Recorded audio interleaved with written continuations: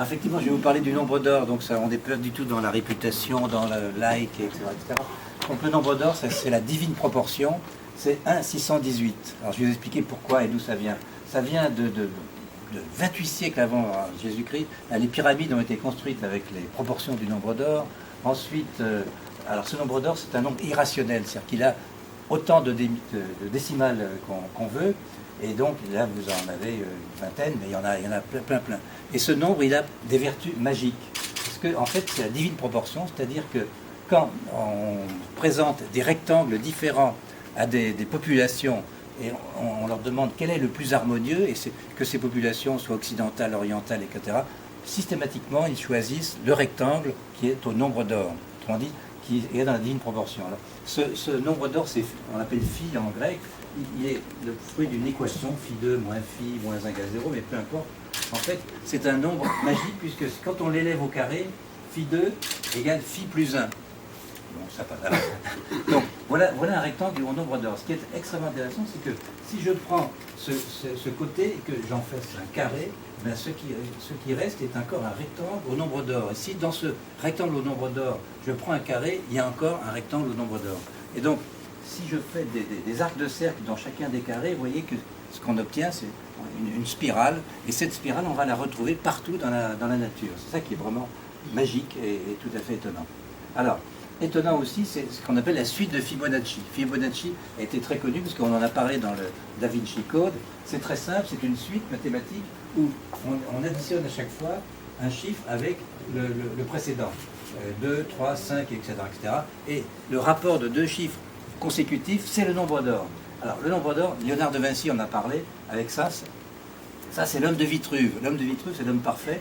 Eh bien, cette dimension, dans tout être humain plus ou moins bien constitué, le rapport entre sa taille et entre le sol et le nombril, c'est le nombre d'or. On retrouve cette beauté du nombre d'or, cette harmonie du nombre d'or dans le visage de Marilyn, dans le visage de la Joconde. Évidemment, Léonard de Vinci connaissait par cœur. Alors, vous voyez, ces rectangles et ces carrés.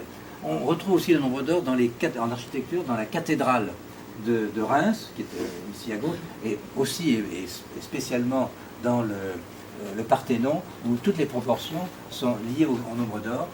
Dans la nature, alors ça c'est un nautile, vous savez, c'est du nacre, mais on retrouve exactement la spirale que je vous ai montrée tout à l'heure, et c'est de toute beauté. Enfin, je ne sais pas si vous êtes sensible à cette beauté, en tout cas c'est tout à fait harmonieux, extraordinaire. Alors, voilà. Dans la nature, vous avez une agave, vous avez une fleur de tournesol. Ça, c'est un cactus que j'ai chez moi, que j'ai photographié ce matin, ou hier plutôt. Eh bien, les différentes fleurs sont réparties suivant les spirales du nombre d'or. Alors pourquoi? Tout simplement parce que c'est la nature qui fait bien les choses et il faut que les feuilles ne fassent pas d'ombre, que les feuilles du dessus ne fassent pas trop d'ombre aux feuilles du dessous. Et donc, les feuilles sur une branche sont réparties suivant les spirales du nombre d'or. Vous saviez ça? C'est incroyable. Hein. Alors, ce nombre d'or a une couleur. Il y a 3-4 ans, j'ai voulu voir la couleur du nombre d'or et avec un ami qui s'appelle Riyad Atouti, j'ai affecté une couleur à chacune des décimales de 0 à 9 et voilà le tableau que ça a donné. En musique aussi, c'est le nombre d'or. Alors là, c'est là où on va voir la performance de notre ami qui est en train de dormir. Damien, il y a un lien. Et dans les partitions de Bach, en particulier le clavier bien tempéré, il y a Bach s'est appuyé sur le nombre d'or et on va voir petit intermède musical. Et comme la dernière fois, pour ceux qui étaient là, on arrête quand vous le voulez. Alors attends, okay. Voilà, ici, non, encore un peu. Il y a un peu de 4, voilà. Ici, là, c'est très bien. Celui-là? Oui, écoutez bien. Vous allez écouter du nombre d'or.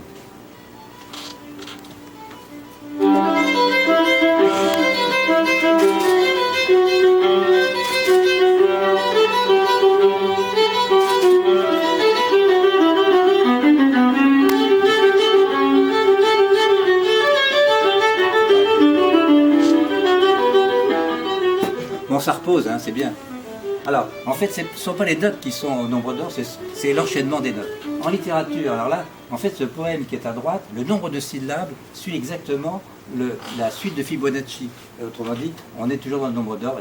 Alors, pour ceux qui ont lu le livre de Dan Brown, vous savez, il retrouve le nombre d'or dans une église en Angleterre, etc. etc. Alors, bon, c'est fini, donc je vous dis au revoir.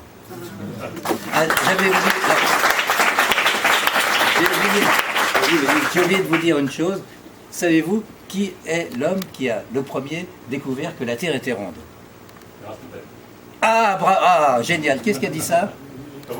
C'est toi? Ah bon, bah, tu vas gagner un carambar. Et c'est toi qui vas l'offrir parce que c'était un pari. Donc je l'ai fait. Et je devais dire aussi saucisson. Bon, donc je l'ai dit. Bon, merci, au revoir.